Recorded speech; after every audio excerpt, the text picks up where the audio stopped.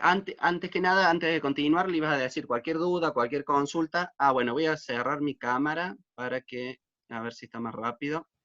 Ahí está. Cualquier duda, consulta, yo voy a avanzar ahora con fundamentos y después el último hago un resumen. Cualquier cosa ahí, cuando hagamos el resumen, si alguno tiene duda o algo, podemos evacuarla, ¿sí? Bien, vayamos entonces a ver en qué se fundamenta esta técnica. Ahí estamos. Bien. ¿Cuál es la base teórica? ¿Sí? Bien. ¿En qué se sustenta? En que los átomos gaseosos, en su estado fundamental o basal, ¿sí? Donde hay que tener en cuenta que son termodinámicamente estables, van a poder absorber energía radiante o lumínica, ¿sí? Van a excitar los electrones de sus últimos orbitales, ¿sí? A niveles energéticos superiores. Hay que tener en cuenta que esos saltos electrónicos, ¿sí? Son característicos de cada elemento y hay varios saltos electrónicos permitidos. Y lo importante a tener en cuenta es que no es que lo podamos realizar brindándole cualquier tipo de energía, sino es una energía, una determinada quantum de energía, una determinada longitud de onda, por ende, ¿sí? Para realizar el salto electrónico. Importante, se basa entonces en átomos gaseosos en estado fundamental, ¿sí?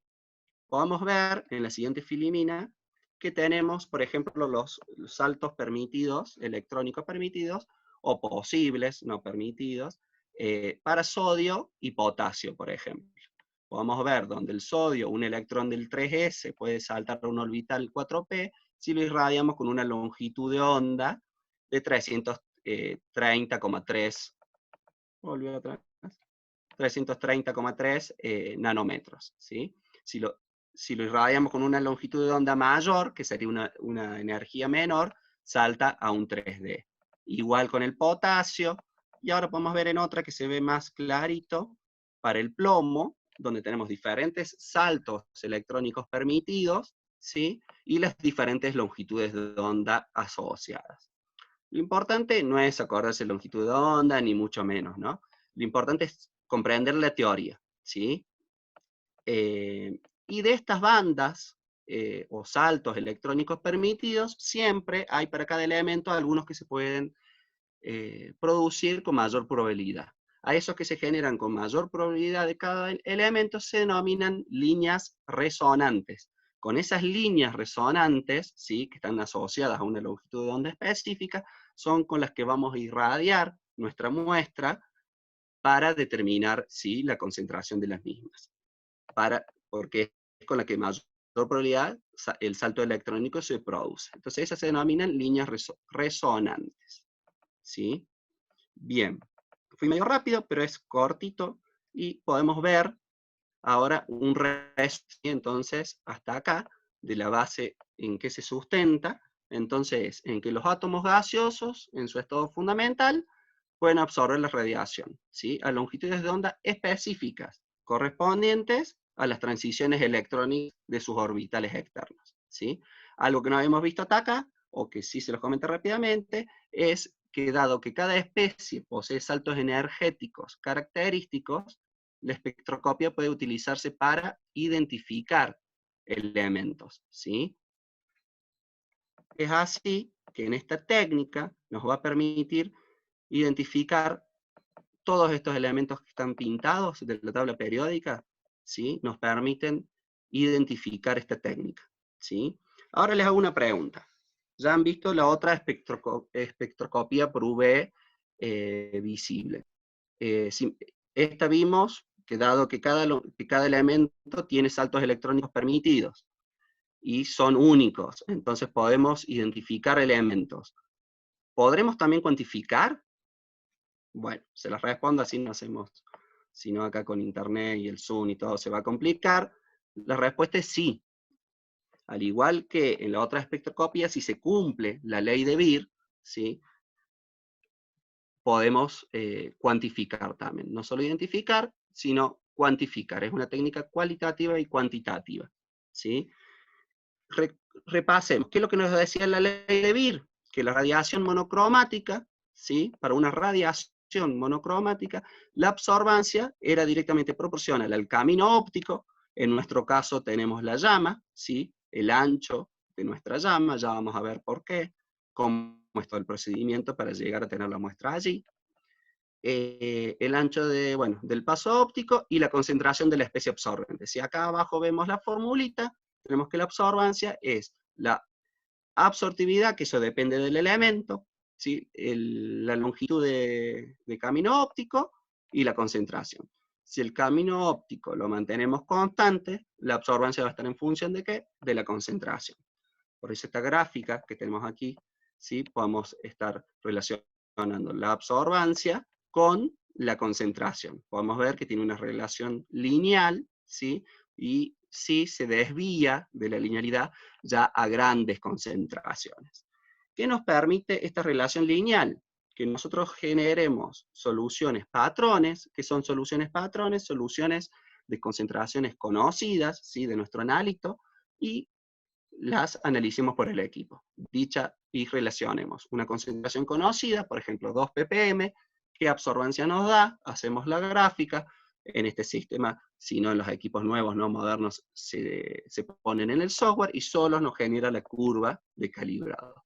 Entonces luego cuando venimos con nuestra muestra, la medimos, entramos con absorbancia aquí y sacamos la concentración. Bien, algo para que quede algo más ejemplificado, tenemos acá un repaso de lo que es transmitancia y absorbancia, tienen las fórmulas, ¿sí? Lo que más me interesa es el dibujito, la interpretación de esto, ¿sí? Sería fundamental tener bien en cuenta esto. Nosotros tenemos nuestra fuente que va a estar irradiando una longitud de onda determinada, según el analito que queramos determinar, con una determinada intensidad. En este caso tenemos una intensidad I sub 0 denominada aquí. En nuestra llama vamos a tener nuestro analito en forma de átomo, gaseoso y estado fundamental, ¿sí?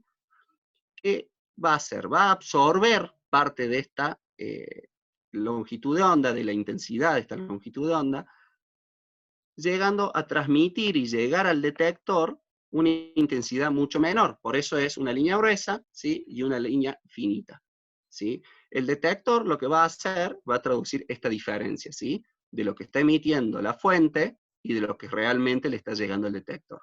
Esa diferencia es por la cantidad de analitos que nosotros tenemos acá y nos están absorbiendo parte de esa longitud de onda. El otro día pensé un ejemplo, esto para ejemplificarlo, y pensé, por ejemplo, un vidrio. Supónganse, como esto depende de la concentración, que ponemos un vidrio, tenemos una linterna y ponemos a través de un vidrio transparente, un vidrio común, ¿sí? Prácticamente vamos a tener del otro lado la misma intensidad lumínica. Ahora, si ponemos un vidrio polarizado, de un polarizado intermedio, vamos a tener una intensidad más suave. Y si ponemos un vidrio muy polarizado, disculpen, polarizado del oscuro, el de mayor polarizado, bueno, vamos a tener muy poca intensidad lumínica del otro lado. Bueno, sería una cuestión como para entenderlo, ¿sí? Acá tenemos abajo, dice, cuando el número de átomos en la trayectoria de la luz aumenta, la cantidad de luz absorbida también aumenta, ¿sí? Lo que hay que aclarar es la cantidad de átomos, de vuelta, lo voy a nombrar millones de veces, es en estado gaseoso, ¿sí? Y fundamental. Bien, vamos entonces un resumen hasta acá, ¿sí? De los conceptos básicos en que se sustenta esta técnica, es que todos los átomos en estado gaseoso pueden absorber la luz, ¿sí? La longitud de onda a la cual la absorben es específica para cada elemento, y la cantidad de luz absorbida es directamente proporcional a la concentración de estos átomos, ¿sí? En nuestro camino óptico, ¿sí? Siempre y cuando, bueno, mantengamos ese camino óptico definido. Bueno, hasta acá, de la parte de fundamento. ¿Tienen alguna duda? No tengan miedo, cualquier duda, cualquier cosa que quede clara. Cualquier Así cosa, después podemos continuar. perdón Adri, te interrumpo. ¿Sí? Cualquier cosa, si ustedes mientras Adri va hablando, les surge alguna duda y lo quieren escribir al chat, lo van escribiendo y cuando él va haciendo los cortes yo les leo si quieren las preguntas. Pero no hay ninguna pregunta ahora, solamente están diciendo que está todo claro.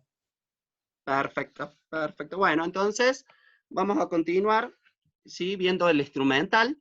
Les voy a mostrar, seguimos de Filipina, les vamos a mostrar, este es el instrumental, el mismo que veíamos en el video, ¿sí? Donde ya vemos que tenemos un mayor despiece, digamos, del instrumental, ¿sí? Acá les voy a nombrar cada una de las partes, les voy a decir más o menos el funcionamiento, explicarlo un poquito más profundo que en el video, y luego vamos a ir viendo parte por parte, ¿sí? Como antes bien habían preguntado, vamos a ver las lámparas, vamos a ver el sistema de atomización bueno, vamos a ir viendo cada uno en mayor profundidad.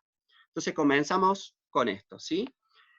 Entonces, como toda técnica espectroscópica, tenemos la fuente, ¿sí? Que va a ser la que nos va a emitir la luz de longitud de onda que nosotros querramos determinar. Eso depende de qué, del analito que nosotros queramos observar.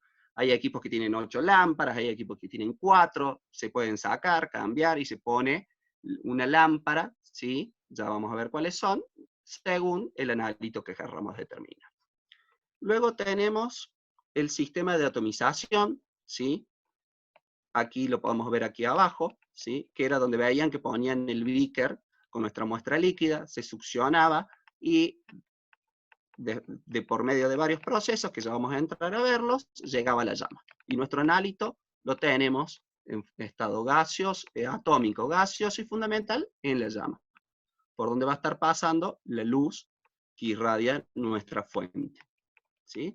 Luego sigue un monocromador. El monocromador va a la luz, va a dejar pasar solamente una longitud de onda, que es la que nosotros queremos que nuestro detector vea, ¿sí? Porque si bien aquí vamos a estar emitiendo una sola longitud de onda, o si intenta transmitir una sola longitud de onda, también tenemos las longitudes de onda que está emitiendo la llama, ¿sí? Ya vamos a ir viéndolo bien en detalle.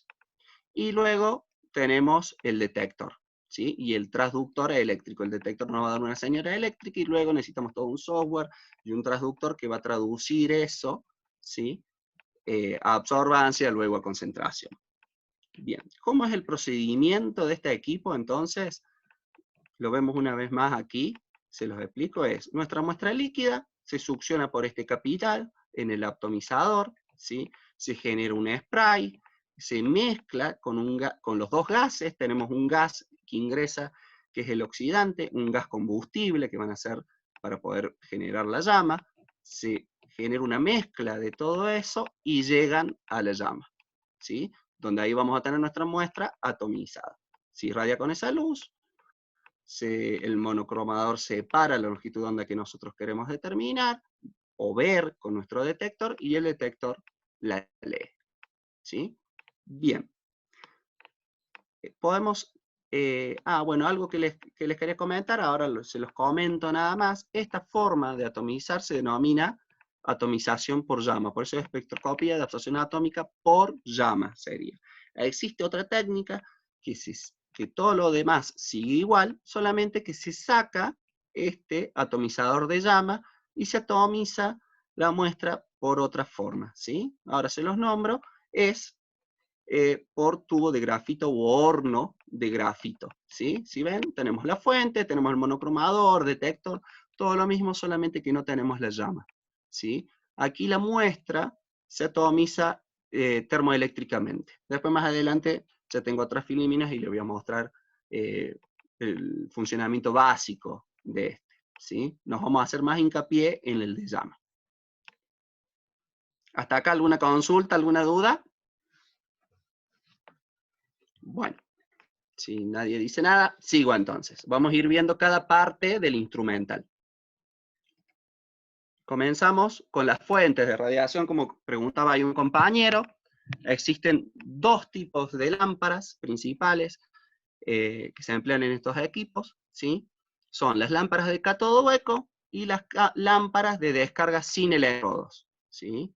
Las lámparas de cátodo hueco constan de un tubo de vidrio sellado herméticamente con algún gas inerte en su interior. Generalmente es neón o argón, a una presión relativamente baja, 1 a 5 torrichel, y eso no es relevante, ¿sí? Ya con que sepan que está herméticamente cerrada con un gas inerte en el interior, argón o neón es suficiente, ¿sí? Dentro del mismo existen dos filamentos, un ánodo y un cátodo.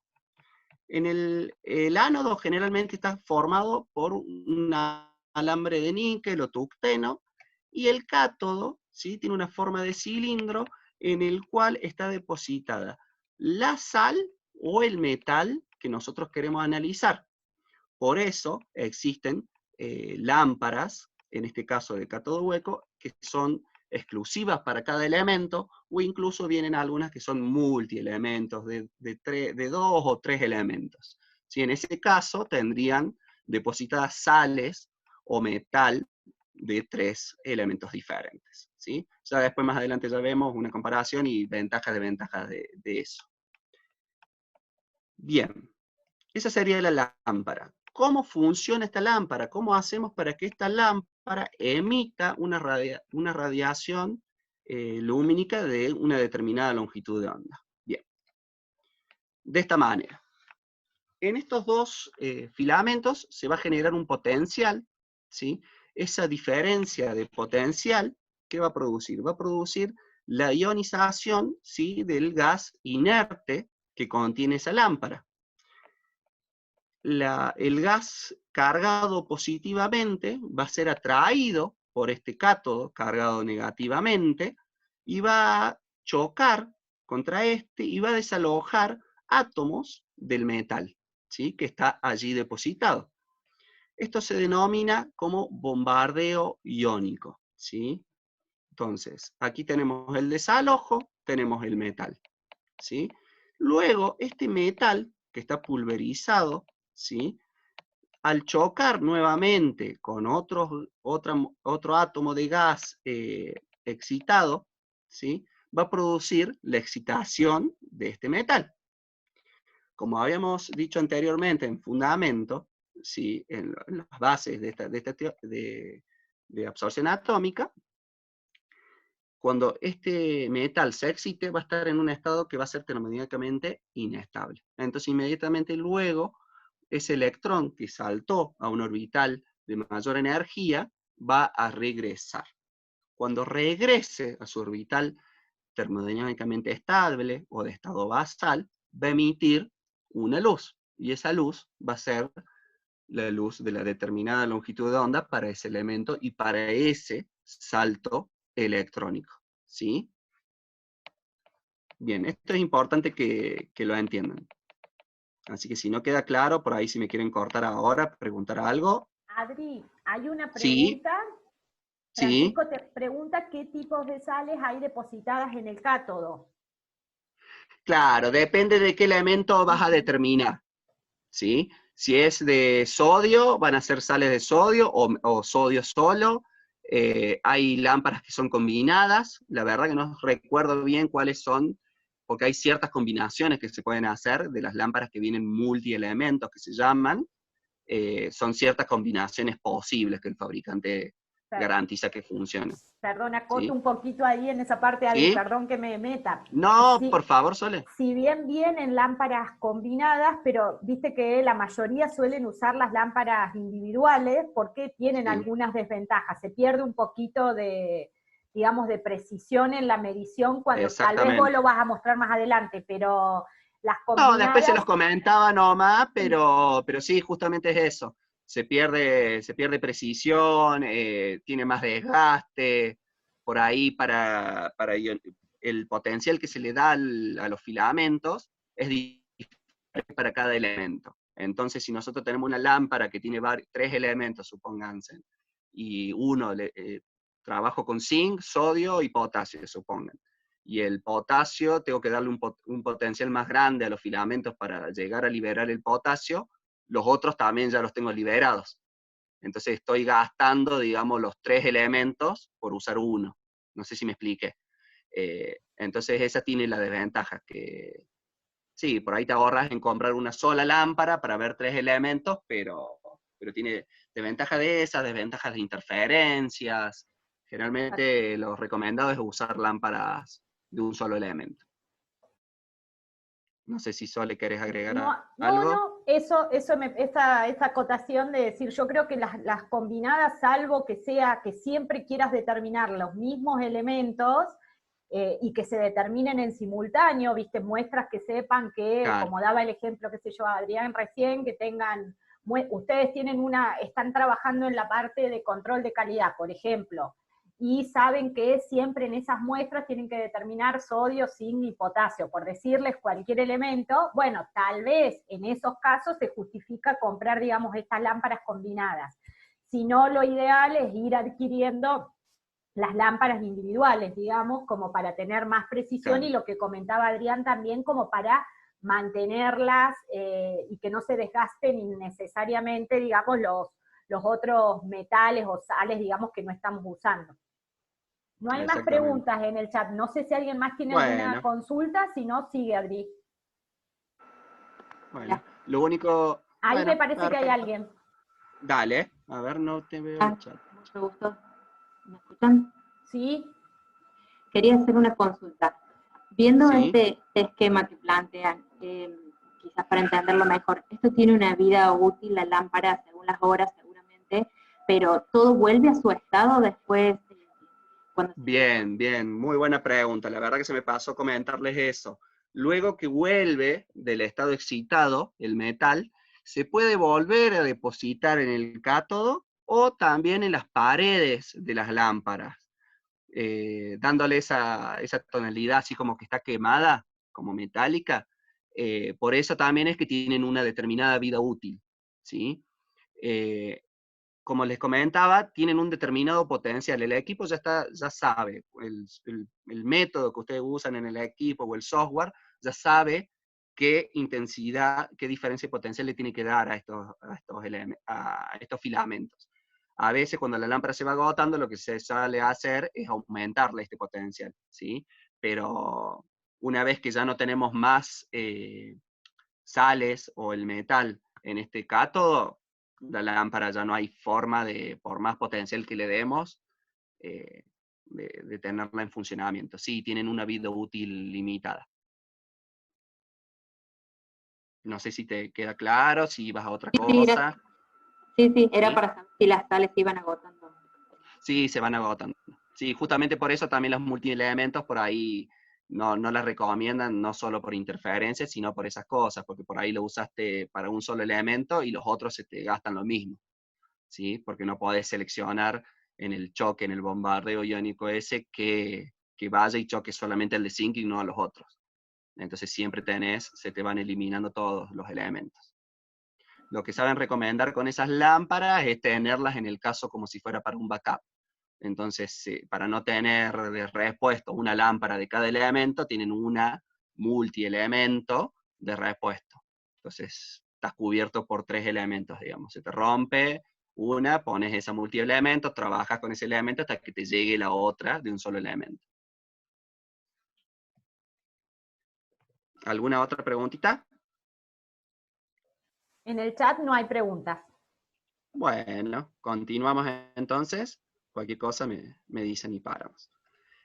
Acá solamente tengo una imagen como para ilustrarle. Es una lámpara de cátodo hueco, donde se puede ver el ánodo, ¿sí? Bueno, el vidrio, en este caso tenemos una ventana de cuarzo, está toda la estructura de vidrio, y la ventanita de cuarzo. Y el cátodo. Luego tengo una de frente de una lámpara, ¿sí? Esto nada más es el conector por el tipo, el modelo del equipo, nada más. El contacto eléctrico. Esto sería la lámpara, ¿sí? Donde podemos ver el ánodo y el cátodo, los diferentes filamentos. Como vimos antes, hay otro tipo de lámpara, ¿sí? Que son la lámpara de descarga sin electrodos. Esto es más complicadita, pero lo que sería interesante que sepan es que la forma el funcionamiento es el mismo que el otro, ¿sí? Solamente lo que cambia en esta es que la forma de excitar el gas inerte que está dentro de la lámpara es a través de un campo de radiofrecuencia, ¿sí? También consiste en una bombilla de cuarzo, ¿sí? Que está en la atmósfera de un gas inerte, donde está depositada también la sal o el metal que queremos determinar, ¿sí? Dada la intensidad que genera esta radiofrecuencia, es más baja que la diferencia potencial entre los diferentes electrodos o el ánodo y el cátodo, estas lámparas de descarga sin electrodos se fabrican solamente para compuestos más volátiles, ¿sí? No llegan a poder desprender átomos que no sean tan volátiles. Pero al mismo tiempo tiene otras ventajas que ya las vemos enseguida. Estas serían unas lámparas, ¿sí? Reales, son las fotos de unas lámparas de descarga sin electrodos. En esta, entonces, lo que tienen que saber que eso, que la forma de excitación del gas noble que está en el interior es por un mecanismo de radiofrecuencia. Aquí tenemos un resumen de la comparación de estos dos tipos de lámparas. Tenemos la lámpara de cátodo hueca, son prácticamente para todos los elementos, ¿sí? Individuales, lo que decíamos, o multicomponentes, y las de descarga sin electrodos solo son fabricadas para elementos individuales, y la gregaria para elementos volátiles, no se pueden tener otros elementos, ¿sí? O los de más baja volatilidad no serían volátiles. Las sin electrodos necesitan una fuente de poder aparte, ¿sí? Para poder generar esta radiofrecuencia. Entonces eso sería un costo mayor, sería como desventaja, pero son más estables, ¿sí? Y tienen un poquito más de durabilidad que las de filamento. Y generan una señal que es más intensa, o sea, la intensidad de la radio todo hueco. Bueno, creo que hasta acá con lámparas, con los dos tipos de la lámpara estaríamos. ¿Tienen alguna duda acá? Porque ahora pasamos a otra parte del instrumental. Bueno, paso a lo siguiente. ¿Sí? ¿Sí, Sole? Sí, porque no hay preguntas. Va, al menos bueno, acá, salvo que vos seguís. Perfecto. Pasamos al chopper, entonces. ¿Qué es el chopper? Como se ve acá en la imagen, el chopper está ubicado entre la fuente de emisión y, digamos, el paso óptico o la llama o la muestra donde nosotros tenemos la muestra, ¿sí? Está entre medio de los dos. Es un disco, como si llegan a apreciar aquí, que tiene perforaciones, ¿sí? Esto lo hacen girar y permite que pase la luz de la fuente a la muestra o que no, ¿sí? ¿Cuál es el objetivo de esto? Que a nuestro detector esté llegando constantemente, siempre le va a estar llegando la radiación de la llama, pero le va a estar llegando de forma intermitente la de la lámpara. Eso se denomina la modulación de la señal. ¿Qué nos permite esto, o qué le permite esto al software, al equipo, a la configuración? Eliminar interferencias, ¿sí?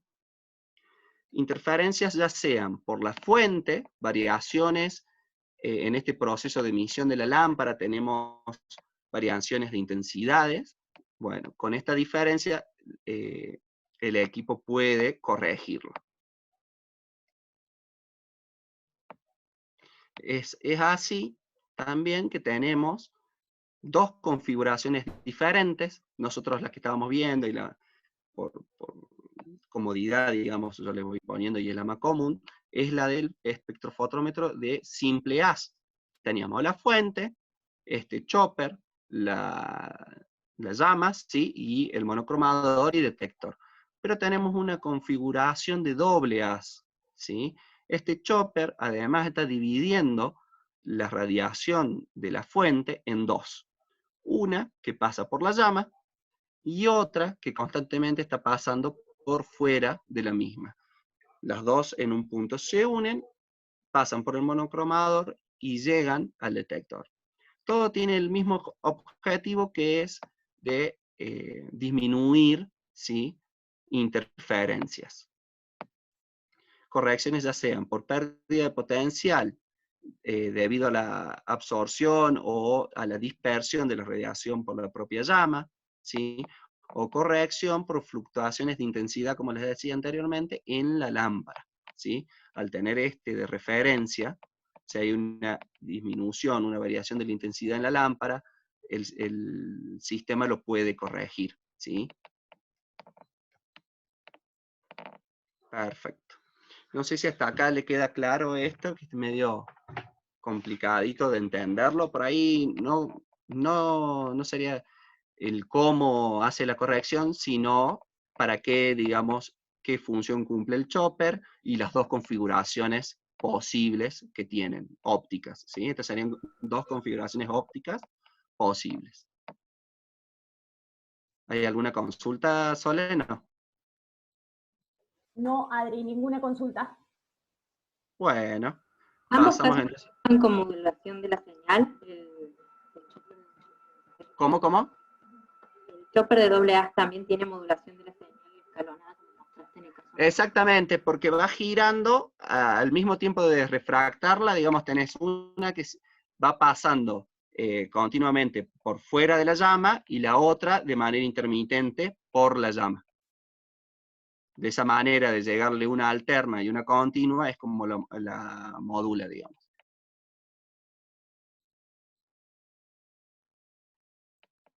¿Esa era la pregunta? Sí, estaba tratando de entender la diferencia de ventaja y desventaja que tiene cada uno de los dos. Disculpa, no entendí el último.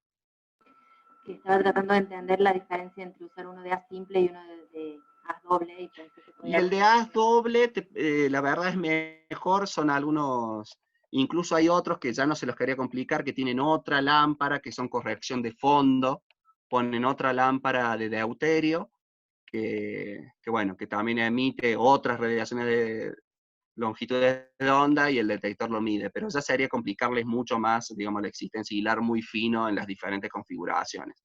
E incluso hay firmas que patentan diferentes configuraciones, ¿no? Hay una específica bueno, que tiene patentada una forma que solamente ellos la tienen y garantizan que tienen menor interferencia y demás cuestiones, pero ya sería hilar muy, muy fino. Yo creo bueno, que lo básico sería el funcionamiento básico, digamos, del equipo. Gracias. Adri, perdón. Sí, Sole. Hay una pregunta.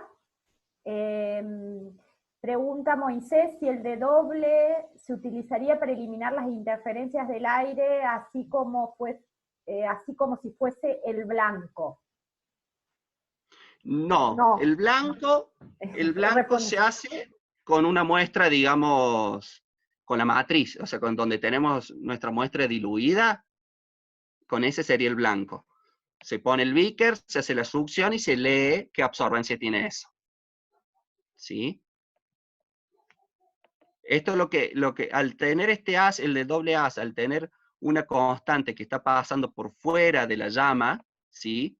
Y llega al detector, si la lámpara, por X motivo, a ver, por este bombardeo iónico que le explicaba antes, por una caída de la red eléctrica, una variación de la tensión, lo que fuera, y ya de por sí por su configuración, ¿no? Si bien en todos los fabricantes tratan de disminuir y hacerlo cada vez más preciso, siempre tienen una oscilación. Bueno, esa oscilación acá, en el momento que solamente llega el de haz de referencia, el detector lo mide, ¿sí? Entonces, si se le baja acá la intensidad, puede ser porque la lámpara bajó la intensidad o porque realmente tenés más analito absorbiendo.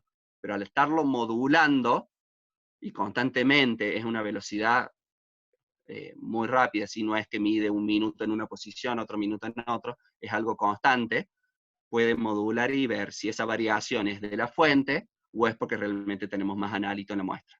No sé si ahí me expliqué mejor. Yo creo que sí. No sé, Moisés, ¿quedó claro? Bueno, por ahí no tengo. Sí, me dice que sí, así que seguí, Adri. Adrián, Bueno, Una pregunta, Sí. el modulador rotante, ¿cuál es la diferencia con el chopper? Entiendo lo del chopper, entiendo en el doble as, pero en el simple as, ¿para qué está ese modulador rotante? Esa sería mi pregunta. El modulador rotante es para, a ver, refracta la luz por este sentido, por la que va, digamos, de referencia, ¿sí? Que no pasa por la llama, y al mismo tiempo hace en forma intermitente que pase, por momentos sí, por momentos no, el haz por la llama. No solo que la divide en dos, sino que hace que sea de forma alternada el paso por la llama.